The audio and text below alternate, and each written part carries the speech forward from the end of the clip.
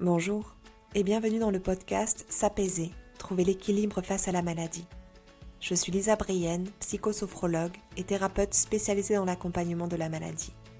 Je vis moi-même avec une sclérose en plaques depuis plus de 16 ans et comme vous, j'ai traversé toutes les phases émotionnelles qui accompagnent la maladie chronique, du choc initial à la recherche d'un nouvel équilibre. Dans ce podcast, je partage avec vous mon chemin vers l'apaisement, sans filtre et avec authenticité. Mais surtout, je vous propose des outils concrets, ceux que j'utilise au quotidien et ceux que j'enseigne aux personnes que j'accompagne, pour vous aider à trouver votre propre équilibre, quel que soit votre parcours de santé. Alors bienvenue dans cet espace où votre expérience est comprise et où la sécurité émotionnelle devient possible.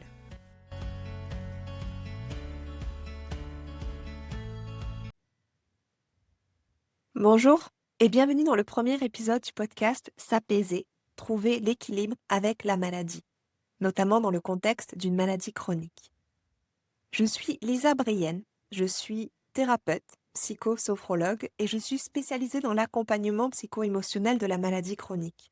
En d'autres termes, j'aide les personnes qui vivent au quotidien avec une maladie chronique à s'apaiser, à calmer l'anxiété, à pouvoir apaiser tout le stress, tout ce qui se joue émotionnellement, à pouvoir calmer la charge mentale, à pouvoir trouver un équilibre au cœur de la maladie, à pouvoir accepter cet événement dans leur vie qui n'était pas désiré forcément et qui est douloureux peut-être à vivre, à pouvoir simplement pouvoir se remettre au cœur de leur vie et pouvoir retrouver un élan pour avancer, pour continuer à travailler, pour avoir des projets, remettre de la joie tout simplement dans la vie. Alors qu'est-ce qui m'a amené sur ce chemin de l'accompagnement face à la maladie chronique? Je vis moi-même avec une sclérose en plaques depuis bientôt 17 ans. J'avais 23 ans au moment du diagnostic, j'en ai 40 aujourd'hui, et ça a été un chemin qui a été très difficile. Dès le début, j'ai fait 2 poussées assez rapprochées et le neurologue de l'époque m'avait annoncé que je serais en fauteuil sous 2 ans. C'était maladroit, mais c'était certainement, on était en 2009, sa manière de pouvoir parer à ce qui pouvait être dangereux pour moi. À partir de là, j'ai connu la peur et j'ai beaucoup avancé avec la peur. Une peur qui était envahissante, qui était sclérosante, figeante. Alors que j'avais plein de projets, j'étais juriste en droit pénal international, j'avais une vie faite de voyages, je me projetais à vivre en expatriation, à travailler dans différentes instances internationales, et forcément un diagnostic aussi soudain, quelque chose d'aussi fort, avec potentiellement une possibilité d'être complètement amoindri dans mon corps, d'être empêché d'eux, est forcément venu voir et travailler complètement toute ma vision du futur. Évidemment, en ayant dans la peur, je n'allais pas pouvoir aller vivre dans des pays comme l'Asie, dans des endroits comme dans lesquels je n'aurais pas le soutien médical dont je pouvais avoir besoin. Alors j'ai dû remodeler beaucoup de choses. Et avec ça, il y a eu toute une tonne d'émotions qui sont arrivées. Beaucoup, beaucoup de peur, mais aussi beaucoup de colère, c'était injuste. Beaucoup de tristesse, pourquoi moi, pourquoi ça m'arrive, beaucoup de culpabilité aussi. Qu'est-ce que j'ai fait pour mériter ça? Qu'est-ce qui se passe là? Comment je peux continuer à vivre? Et si je devais peser sur les autres? Peut-être que, comme beaucoup de personnes que j'accompagne aujourd'hui, ce sont souvent des personnes qui aiment bien être dans l'aide, dans le soutien.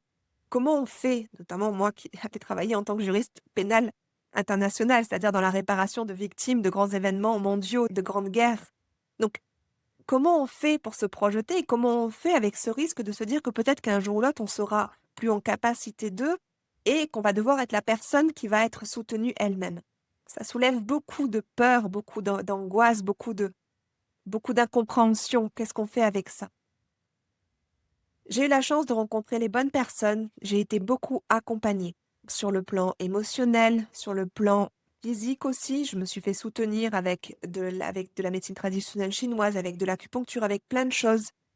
Sur le plan médical, j'ai eu tout un terrain qui m'a permis d'être entièrement soutenue et surtout d'avoir un endroit pour pouvoir déposer à chaque fois que c'était trop difficile, à chaque fois que c'était trop lourd. D'avoir un endroit où je pouvais parler, où je pouvais dire tout ce qui était. Peut-être pas forcément toujours en étant comprise, puisque, évidemment, tant qu'on n'a pas vécu ça de l'intérieur, on a du mal à comprendre ce que vit l'autre. C'est parfois un petit peu ce qui est difficile pour vivre pour nous. Mais c'était un endroit qui était bienveillant, dans lequel je pouvais me déposer et je pouvais dire tout ce qui était difficile.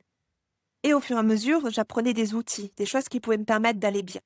Pendant 10 ans, je me suis construite, déconstruite, reconstruite. J'ai tâtonné, j'ai testé plein de choses.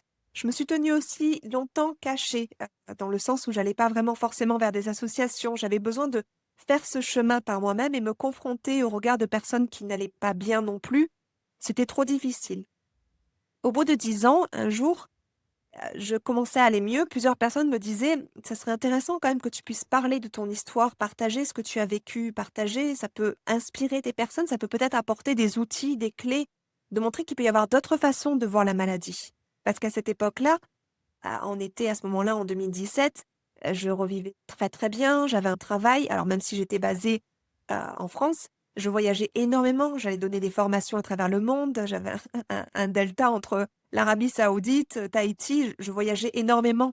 Donc j'étais à nouveau dans cette trame, dans ce qui me faisait vibrer dans mon travail d'origine.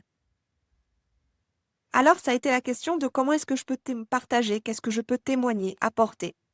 J'ai commencé à écrire mon parcours, à écrire tout ce que j'avais traversé, toutes les peurs, tout ce que j'avais mis en place comme différentes thérapies alternatives, ce que j'avais mis qui était venu me soutenir au fur et à mesure. Et petit à petit, j'ai créé un blog. Alors, pour ceux et celles qui m'ont connue à ce moment-là, c'était un blog qui s'appelait Ma meilleure ennemie, qui est devenu Bien vivre avec sa maladie, qu'on peut encore trouver sur le web, même s'il n'est plus du tout alimenté. Et j'ai commencé à raconter ça, à partager ça sous forme de témoignage. Beaucoup de personnes venaient me voir en me disant: «Mais ça m'intéresse et comment je peux faire moi aussi pour être aidée?» À ce moment-là, j'étais dans un partage d'expérience, dans un témoignage. Non pas comme pouvoir apporter ce qu'il fallait pour soutenir, j'avais pas les outils pour. Mais j'ai commencé à me former. J'ai commencé à me former, j'ai mis le petit doigt, je me suis formée à la relation d'aide, donc une école de psychothérapie. Puis petit à petit, je suis devenue sophrologue. Puis j'ai appris d'autres outils, comme le FT, comme le MDR. Et au fur et à mesure, à un moment ou à un autre, je me suis installée pour devenir pleinement cette thérapeute qui accompagne et surtout qui est spécialisée dans l'accompagnement de la maladie chronique. Parce que c'est un chemin que je connais de l'intérieur et que je comprends pleinement. Aujourd'hui, je suis cette thérapeute. Aujourd'hui, j'ai accompagné plus de 200-250 personnes. Je donne des conférences, des vidéos, des webinaires et j'accompagne à titre collectif. Et c'est vraiment quelque chose que j'ai envie d'apporter et de se venir soutenir parce que je suis convaincue qu'en venant, en étant soutenu émotionnellement, si on vient apaiser toute cette tension, si on vient calmer notre système nerveux, clairement, il y a des choses qui peuvent s'apaiser à l'intérieur de nous. Il y a des choses qui peuvent être plus douces. Si le corps n'est pas dans cette tension de la peur, alors déjà, on peut retrouver une certaine stabilité, un certain équilibre pour remettre des projets. Tout ça, bien évidemment, en étant entièrement suivi par son médecin, neurologue, personne référente du corps médical. Ce podcast n'a aucune vocation à remplacer un avis médical. Je ne suis pas médecin.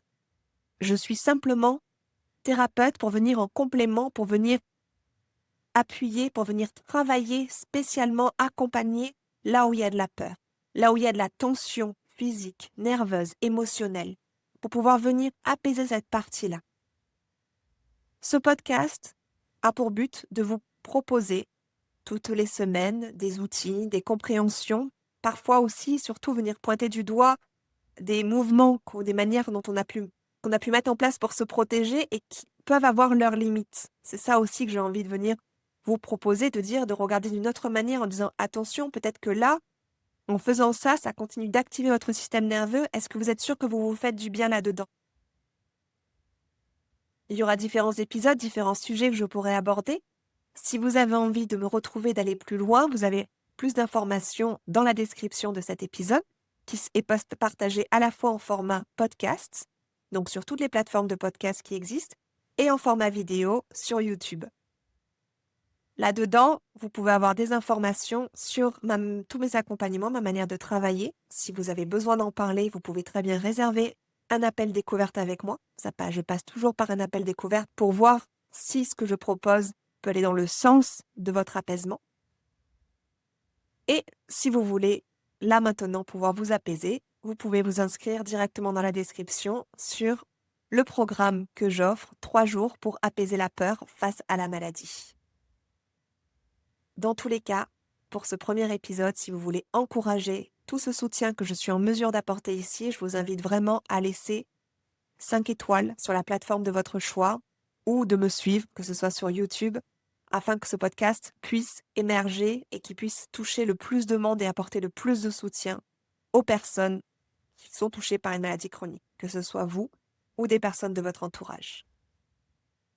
En attendant, je vous souhaite à tous et toutes une très belle journée, soirée, après-midi, où que vous soyez. Et je vous dis à très vite dans un nouvel épisode.